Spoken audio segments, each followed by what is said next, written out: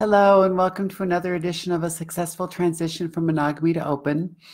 Today, we're going to continue our series on the barriers to success, the ingrained sexual beliefs. And today, we're going to talk about the media.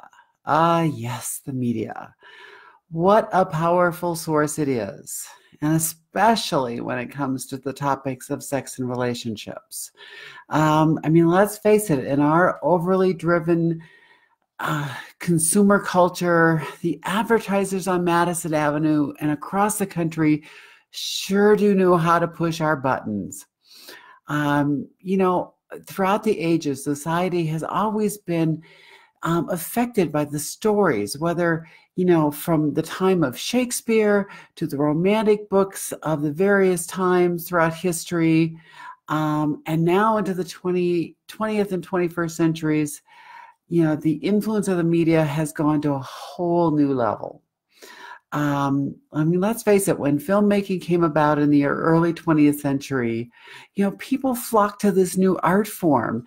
And the makers of the film used this form to visually ingrain a lot of cultural messages of the time regarding sexual mores and expectations.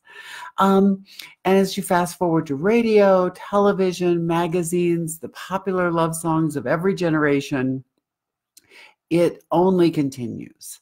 If you think of the love songs from when you were young, from when you were a teenager, and the messages you heard, it's very much that monogamy-driven, baby, you're mine, or if you even think about the type of things like the song from the Police, every step you take, every move you make, I'll be watching you, as if somehow that's love.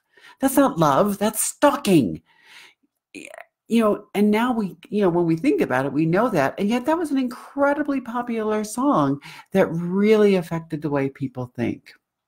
And now with the 21st century, the internet, social media, which is everywhere. It's on our phones, it's on our tablets, it's on our laptops, it's everywhere.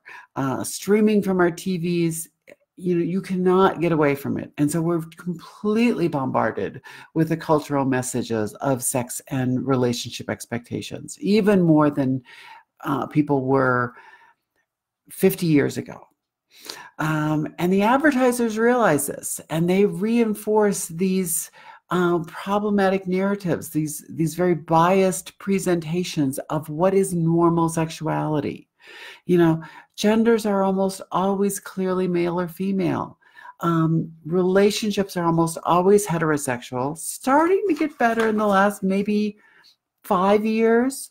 But up until then, you never saw anything other than heterosexual couples with kids in nice nuclear family configurations. There's some slight improvement in the last few years now that same-gendered marriage is legal throughout the entire country, but that's very recent.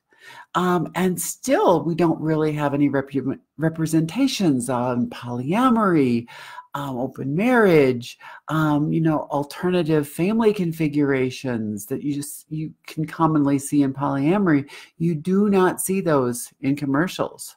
And since as humans, we tend to look for our own selves in media representations, if you don't see it, what do you start to think? You start to think that you're not important. You're somehow different. And these messages come out in very subtle ways and not so subtle ways sometimes. So that's the stuff that we ingest. And if we don't take it out and look at it, it really starts to affect us. So that's part of what this whole exercise of this series is about. It's about recognizing all of those messages that are running in the back of your head and starting to address them, starting to recognize them and understand where they're starting to affect you and how they're starting to affect you in your open relationship structures and your various relationships types.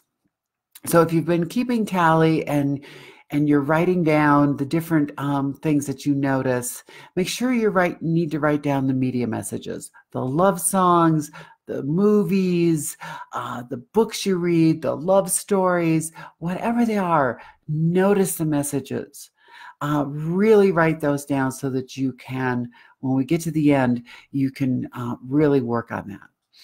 So that's all for today on the media. On Friday, we're going to talk about the war on sexuality. And on Friday, we're going to focus really more on the war on men's sexuality.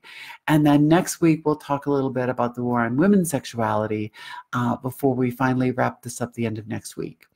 So thanks for joining me, and I hope to see you on Friday. Thanks so much. Bye-bye.